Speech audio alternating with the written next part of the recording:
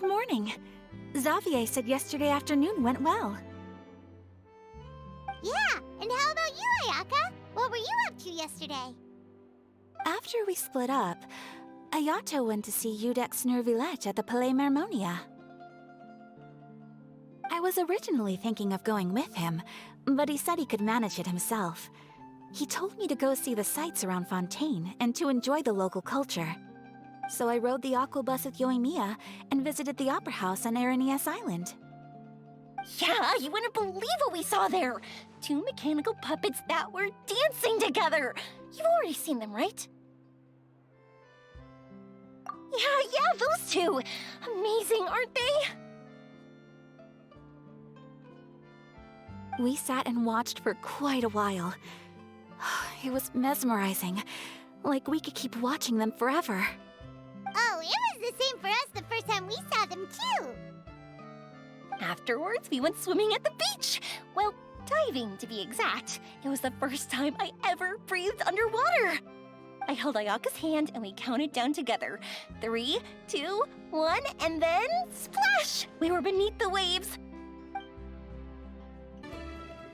At first, I didn't dare to open my mouth. But once I couldn't hold my breath any longer, I decided to take a big breath in. Turns out the water wasn't as salty as I imagined. It didn't really taste like anything at all.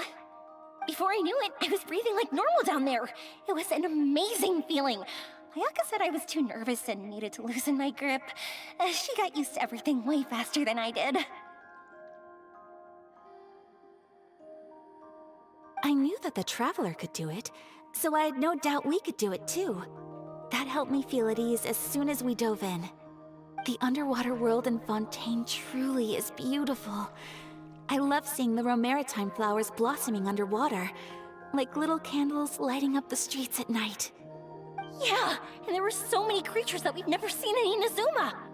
Like those fish that shimmer like a sword blade. Whoosh! Oh, and those big fish that call when they see people. Ooh. Oh, you mean Hunter's Rays and Blubber Beasts! I just love the name Blubber Beast. Just wait till Pops and the others hear about this. They probably won't believe a word I say.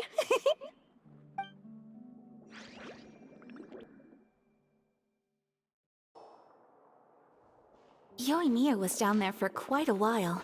It was dark before we finally rode the aquabus back to the city. I figured she'd want to sleep in today.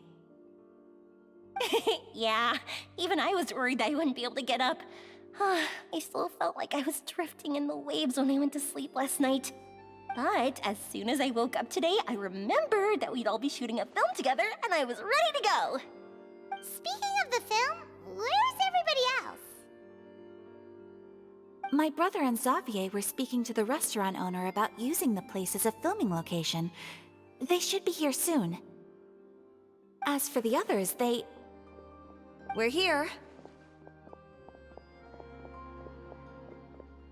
Please excuse my tardiness. I just finished the Special Patrol's 6-mile morning jog. Wait, 6 miles? I'm so tired.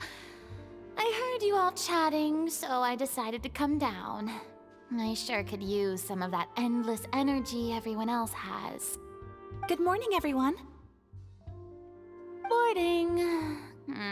Can someone fetch me a cup of coffee?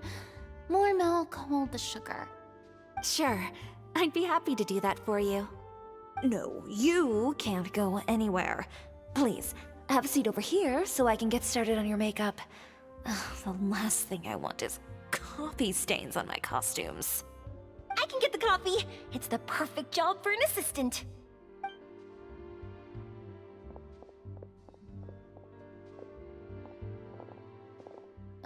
So much energy. Seriously, what's her secret? Oh, Yoimiya's always like that. But you sure look exhausted, Farina. It's because you're not used to waking up so early, huh? Of course not. I spent the whole night reading the novel from cover to cover, marking sections that either need to be omitted or adapted. Wow, Paimon didn't expect you to be so thorough. Well, I was the biggest star in all of Fontaine after all. It takes more than just a pretty face to earn a reputation like that. I know how to get serious when the situation calls for it. I went all out when I was acting as an Archon, so why wouldn't I do the same for my own life? Here's your coffee, Director Farina.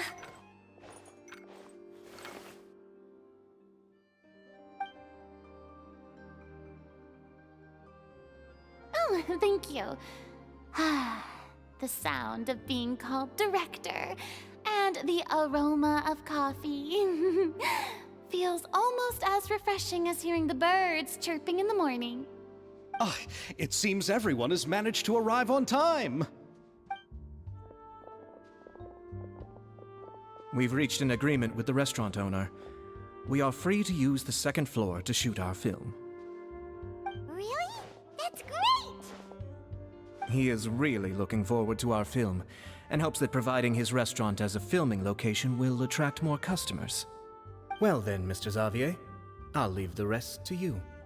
Okay, thanks. First, I'd like to introduce our new members. This is our prop manager, Veronique. She'll be in charge of all the film's props and items.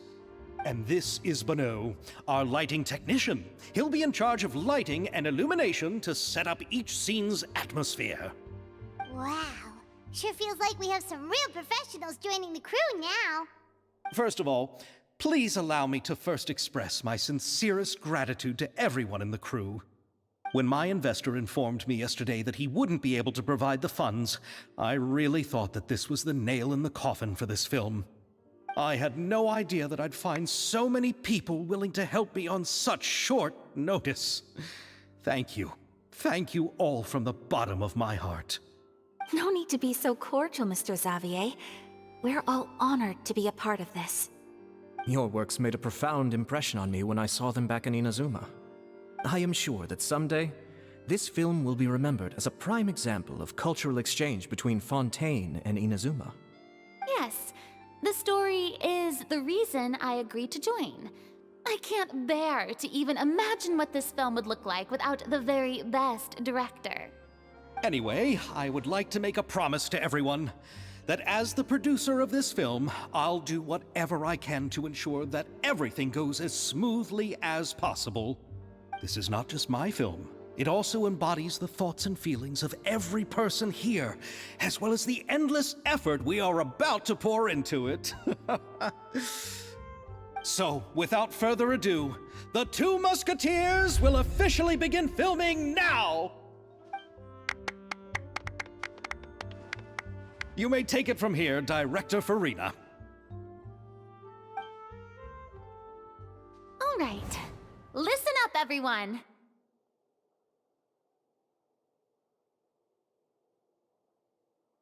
The first scene takes place when the two young musketeers are living at the Baron's home, still unaware of all that is about to happen to them. We'll need props and lighting to set the scene. Our lead actors can go get their makeup done, and extras, please take this time to go over your positions. Whoa. Seems Farina's really kicking things into gear as the director. Is everyone clear?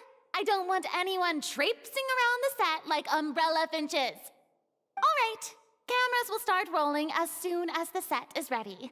Let's make a film that'll make some serious waves in Fontaine. Not the kind of waves that drown people. I mean, the good kind of waves. Seems like she's still a bit traumatized by that. Anyway, let's go see if there's anything we can do to help.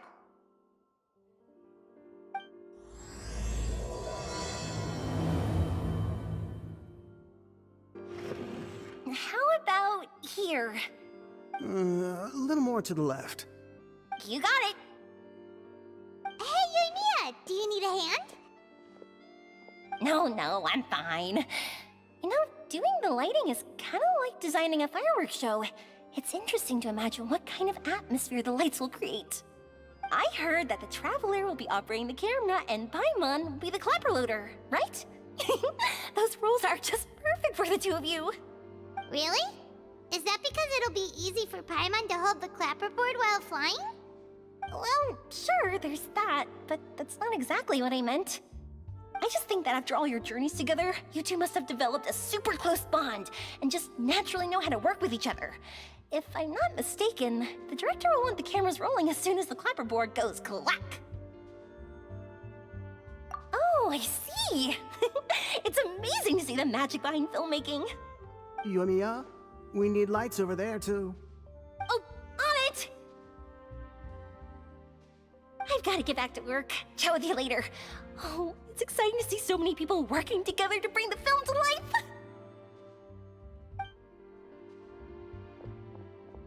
Seems like Yoimiya's really getting into it.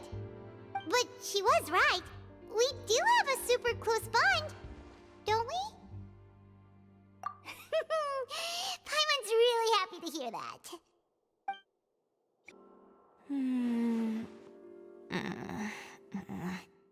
Ayaka has mentioned you to me before. She said that you two were great friends when you were kids. No talking. I'm thinking about how to do your eyeshadow. Ah, yes. To help me really look the part. To achieve a more young and naive look for this scene. Are you saying the wrinkles around my eyes are too deep? You just have too much of a calculating look in your eyes. You sure don't mince your words. It seems you really haven't changed much. Quiet. So, this is a real musket? No, it's just a prop weapon. Not bad. Have you seen a real musket before? Only in books and newspapers. I made this one based on the relative shape and proportions I saw in reference images. When we're filming, some special gunpowder will be applied around the muzzle, which will help create the flash and smoke effects of a real gun being fired. Which means it'll be up to the actors to portray the recoil. That's right. The sound effects for gunshots will also be added in post-production. Thank you, Veronique. I think I know where to start now. However, the musket's gears and firing pin could still use some work. Adding some wear on the metallic components will make them appear more realistic. Also, be sure to rub the muskets with some oil each time before we start shooting. That'll give the impression that the firearms have been well maintained. Good point. You seem to know a lot, Miss Chevres. I assume you use these types of firearms on a regular basis? Yes, I perform routine maintenance on my weapons every day. Just like we as people need to eat and sleep, muskets need to be cleaned and maintained. I also perform similar care for my sword every day, and familiarize myself with its shape and weight, to the point where it feels like a natural extension of my body. Yes, this way, our weapons will never betray us in the heat of battle. Yes, well said. It seems we have the same philosophy on this topic. Oh, sounds like they found a common interest to talk about. Though these props differ from the muskets I use, I can still give you some pointers. Good. I look forward to your instruction. First and foremost, never point the weapon at anyone, regardless of whether it's a real or prop weapon or whether you're holding it or it's on the table. This holds for any time when you're not actively engaging an enemy. Okay, understood. When aiming the musket, extend your arm so that it's level with your shoulder, and use your eye to look down the weapon's sights. Like this? Not bad. Now, try saying your lines. This is the end of the road for you. Good. Now turn your body a little. That way, you'll give your enemy less of a target to work with. And relax your shoulders. Here, allow me to demonstrate. This is the end of the road for you. Huh. Excuse me, Miss Chiori. Director Farina, there's something I wish to discuss with you. Oh? What is it? Like this? Yes, much better. What do you think? I do see your point. But are you sure you wish to do this? I believe it would be most fitting. Well, if you insist. All right, I understand. Miss Ayaka, Miss Chevres, could the two of you please come over here? Huh? What's going on? Are we gonna start filming now? Let's go see. What is it? I have a question for you, Miss Chevres. Would you be willing to play the role of a musketeer? What? To clarify, I would like to turn over my role to Miss Chevres. But brother... Don't worry, Ayaka. I actually view this as a good thing. I was becoming troubled trying to set aside some time to speak to the staff at the Palais Mermonia. I would like to have some conversations about the cultural exchange between our two countries, and I've heard that the bureaucratic process here can get rather complicated. Now, I will be able to focus on my work. Besides, you also know that I'm not really one for public performances. Are you really sure? From a director's point of view, I also felt like the relationship between the two musketeers in the original story could be improved. The older brother in the story plays the lead role with his overbearing character, but this causes his character to overshadow that of his sister, and the theme of the two supporting and relying on each other isn't conveyed very well. But if we were to change the siblings to two sisters of a similar age, then that aspect of the story might come through more clearly. Also, I've seen you instructing Ayaka. That cold and dignified personality is exactly what we need for the older musketeer. Of course, even with all these insights, the decision should still be made by Miss Chevres. Chevres mentioned that she really likes the story, right? Paimon bets that she'll take the role. All right, I'll take the role. Good. It's decided then. I'll get started on making edits to the script. We'll also need to make some immediate adjustments to the lighting, props, and costumes. I have a feeling that our adaptation will be even better than the original story. You're doing a great favor for me, Miss Chevres. You have my gratitude. Don't mention it. I like this character, so if anything, I should be the one thanking you. Well, since my brother is the one who brought up the idea, I suppose there's no need to worry. Let's go, Miss Chevres. I look forward to working with you. Please, just call me Chevres.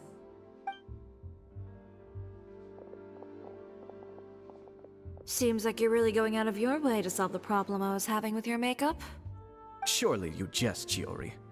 I assure you that I was mostly motivated by a desire to spend more time on formal business. Oh, come on. You really think I'd buy that? According to what I've heard from Ayaka, her brother is someone who can juggle 10 different matters at the same time. I'm sure you have other reasons for backing out. Perhaps. Ayaka always said she wanted to go out and see more of the world, just like the Traveler. But I feel that she needs not only to see other nations, but also to make some different kinds of friends. I think it would be harder for her to make new connections with me constantly by her side. I would like to give her some space. Alright, go on. Spoil her some more. Ayato! It's too bad you're stepping down from the role. Paimon really wanted to see you act as a musketeer.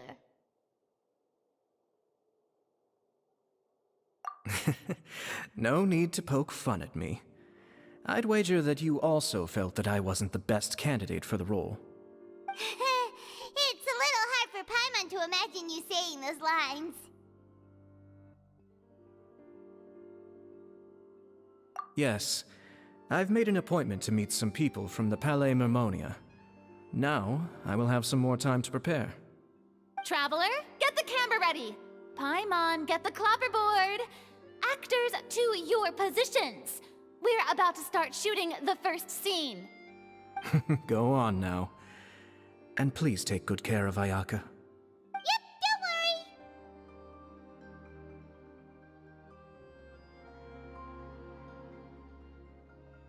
Thank you. I look forward to seeing the film when it's finished. All right, now that we're all here, let me help set the scene for everyone. The first scene takes place when our two main characters are still living at the Baron's estate. They've been ostracized and verbally abused by others in the household, but they still have no idea why. We want to capture how naive and innocent they are, despite their pain. Chevris will be playing the role of the older sister, Tulip, and Ayaka will be the younger sister, Iris. Be sure to get close-ups of the main characters at the right moment. Silence on the set! Lights! Camera! Action! Let's go! Tulip, Mother's been out for quite a while now. Perhaps she went to pick some flowers on the way home. You know how she loves flowers. Iris, Tulip! I'm home!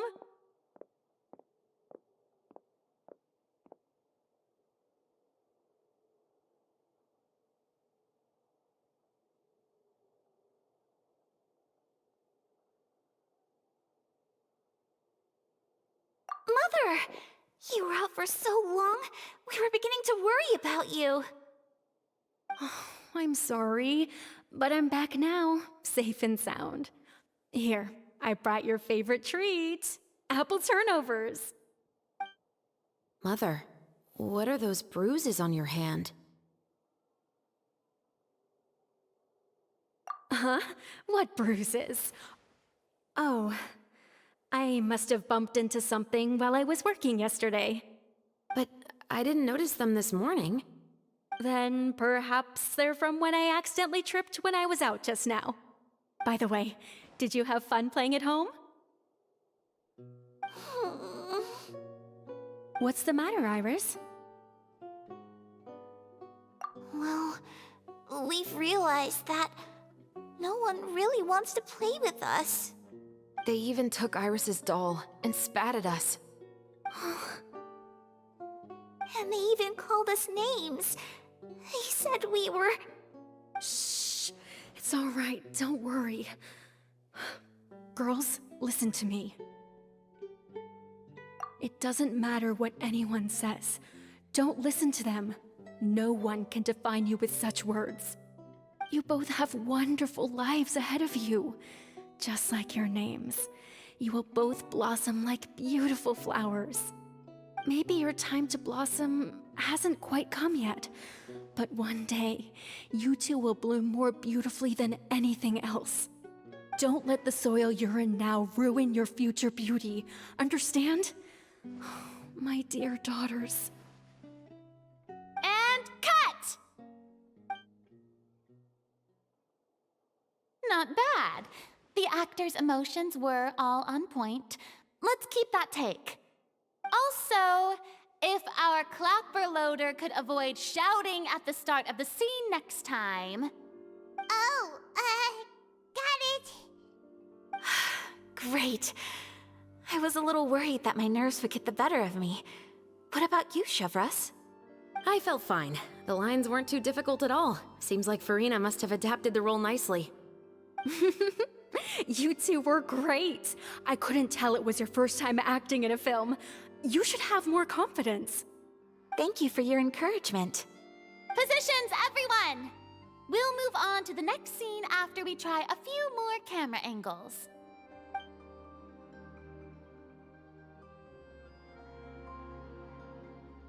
This scene is when our two characters return home, only to discover their mother has been murdered. Ready? Lights! Camera! Action! Mother, we're back! Mother?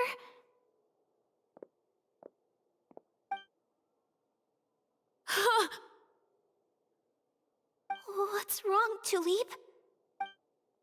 Iris, stay away! Huh? Why? What's... Mother! Mother... She's... Huh? There's poison in this cup. Huh? I could have sworn I've seen this kind of cup before. The Those aristocrats. They didn't even try to cover up their actions!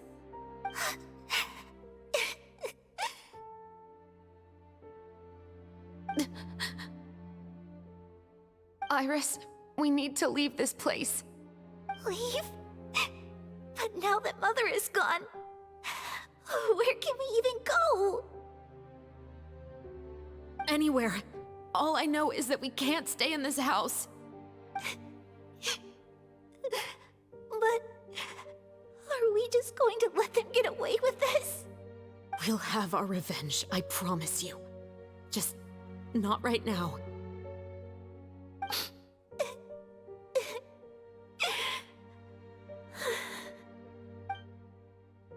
Come on, let's go. No, wait. We can't just leave Mother here like this. At least let me leave this rose with her. That's why we went out in the first place. To buy her this flower. All right. Goodbye, Mother. We'll avenge you. Someday. And cut! Beautiful! Great performance! Oh my, you're so amazing, Ayaka! And were those real tears I saw? How did you do it? I was surprised too. Thank you for the kind compliments. Actually, as soon as Director Farina said action, I told myself not to think about anything. I just felt the weight of the moment and became the character. It's quite similar to practicing the art of the sword. You clear your mind and focus only on what's happening in front of you. Ayaka's performance was amazing. Have I discovered an acting prodigy? Pipe down, everyone! We need to move on to the next scene!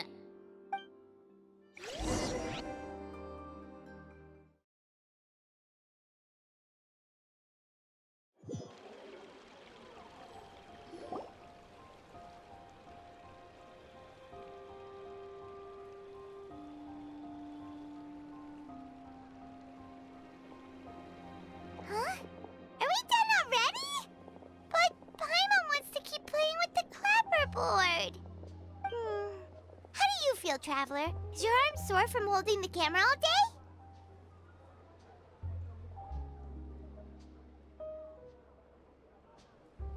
Good work, you two. You too, Shivers. You were quite the actress today. I've read this novel many times before. I have a good grasp of my character's mindset. Anyway, do you remember my request from yesterday? Oh, right! We were having so much fun that Paimon nearly forgot! You have a case where the murders seem really similar to the cases in the novel, right? So, how are they similar exactly?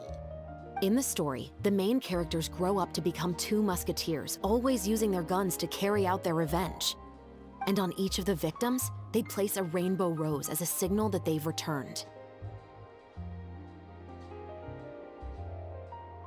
Yes, that's correct. We found rainbow roses just like in the novel. Seems like you're connecting the dots now. Oh, that does sound pretty concerning. Especially after seeing the script today. Oh, now Paimon can't stop wondering what kind of ulterior motive the murderer might have. What do you think, Traveler? You're smart. Paimon wants to hear your thoughts. Good.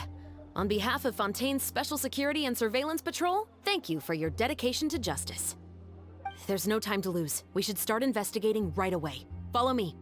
Huh? Right now? But we just got done filming all day. Paimon's so tired.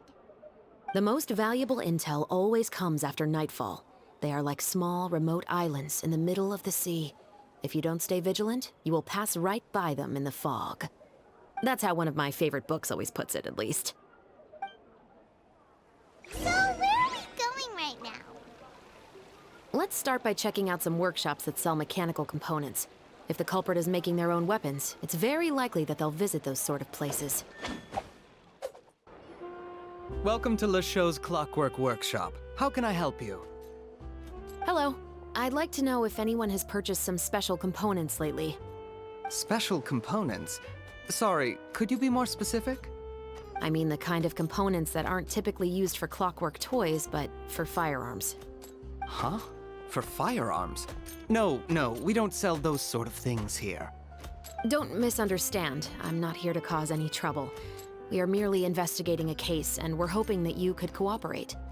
Well, to be completely honest, I'm not even sure what kind of components that would entail. Has anyone ever purchased components here as an individual rather than on behalf of an organization? We have a lot of customers who buy toys, but those who buy components are all regular customers who buy in bulk on behalf of their organization. Is that so? I understand. Thank you for your cooperation. You're welcome. It's the least I can do. Oh, hey, Chevris. Run out of oil for your musket again? Hello, Estelle. I want to know if anyone has come to your shop recently to order some firearm components. Oh, is this another case? Let me think. I don't think so. Some people have requested that I make some prop guns for the Fontanalia Film Festival, but I refused all of those requests. Oh? Why's that? Because there's no profit! I only make things here that can do some real heavy lifting. I don't have the energy to make some new molds just for the festival. Then has anybody come specifically looking for mechanical components? Well, I usually sell off my scrap to the Fleuve Cendre. I don't typically give them to one specific person. I understand. Thanks for your cooperation. Don't mention it. Always happy to have the Musketeers' patronage. Seems like we haven't found any leads to go off yet. Yeah, unfortunately. All right, let's head to Fleuve Cendre next. Huh? Are you sure? People might not be so thrilled to see the captain of the special patrol there. You think so, huh? Then I guess you don't know. Huh? Know what? That I grew up in Fleuve Cendre. Hello, I'd like to ask some questions. I don't know anything. Don't worry, I'm not here to arrest anybody. You say that now. It's the truth.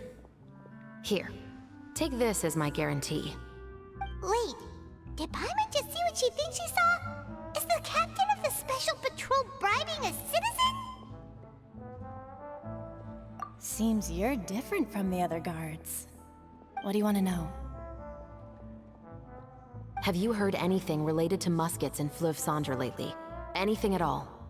Muskets, huh? All I know is that about 2 weeks ago, we started hearing some loud noises at night. So loud that it's been waking me up.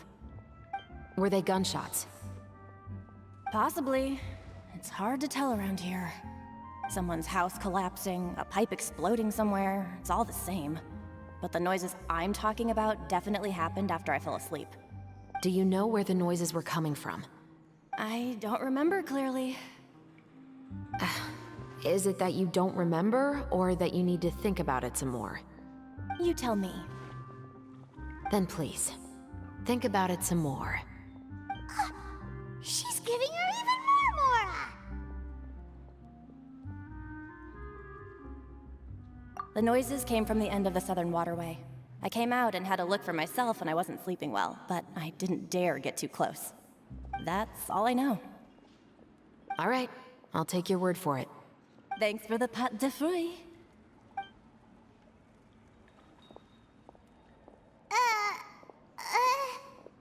No need to be surprised. I grew up here, remember? I know how to get people around here to talk. My apologies, I'm all out of sweets. Though I do have some other tempting snacks in my custody. Fries, fried chicken, and even onion rings. But taking care of junk food is my responsibility. You're better off sticking to your normal, nutritious diet. Now then, let's keep going. Some parts. It's taking him so long. It's been a while, Tetro. Please, just get on with your request. I want to know if you've heard anybody talking about muskets lately. Information isn't free, you know. I've heard that bandits have been extremely active in the countryside recently, and they've been affecting the delivery of goods to Poisson. I can allocate some more manpower to help out with that problem. What do you say? You're still as helpful as ever. One of our men got drunk at dinner about a month ago and lost his gun. 3 days later, it turned up in the corner here. What's weird about that? He just forgot where he put it, right? This is Fleuve Cendre, my friend. Anything of value left in the tavern won't ever make it to the next day. But that gun turned out to be an exception. It didn't get any new wear and tear on it, and didn't even appear to have been fired. We were quite mystified as to what could have happened. I suspect it came back because the weapon was already known to the guards. You mean, a criminal was afraid the Marechaussee Phantom would use the shot marks to track them down? Maybe. But if that's the case, the culprit really took great care to avoid getting caught. I didn't say anything about a criminal. In Fleuve Cendre, knowing who was killed is as easy as knowing what clothes you're wearing today. It's the guy living in the east side, isn't it? I've never liked him. Every time he's here, he just orders a drink and sits there with a nasty look in his eyes. So, who was the one who lost the gun in the first place? Don't bother. Even if you ask, he wouldn't admit to owning a gun to some strangers. Not to mention the captain of the Special Security and Surveillance Patrol. He's right. I know you grew up here, Chevreuse. Even though you're on good terms with the Spina, you've still been gone too long. Not many people know you here now, and a lot of people don't like the Special Patrol. I know. So take my advice and don't show your face too much around here. It's for your own safety. I'll come and go as I please, and I'm afraid I'll be appearing more often due to my work. All right. Don't say I didn't warn you. What's all this? Some broken planks and barrels, as well as some liquor bottles? Yes, but have a closer look, Paimon. Even though somebody has purposefully tried to clean them up, these are obviously marks from musket bullets. In other words, someone was here trying to improve their shot. They were using the barrels and bottles for target practice. Could it have been the killer? Your guess is as good as mine. Although many people at Fleuve Cendre own guns, few hide the fact from others. And even fewer would go to such lengths to hide markings from practice shots. Anyway, let's go. There might be more to this.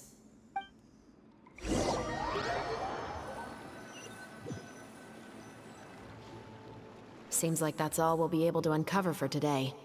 Paimon feels like we managed to learn a lot more here than up on the surface. Yes. Assuming that everything we found is indeed connected to our suspect, then their timeline was probably something like this. A month ago, our suspect found a gun and took it home to disassemble it. Once he'd figured out its mechanics, he brought it back. In the following weeks, he used some parts to create his own makeshift musket, and took it to the Fleuve Cendre for target practice. Then, a few days ago, he found his target and carried out the murder. Once the deed was done, he left a rainbow rose on the body, just like the scene in the novel. That all makes sense to Paimon, but we're still no closer to figuring out the killer's identity.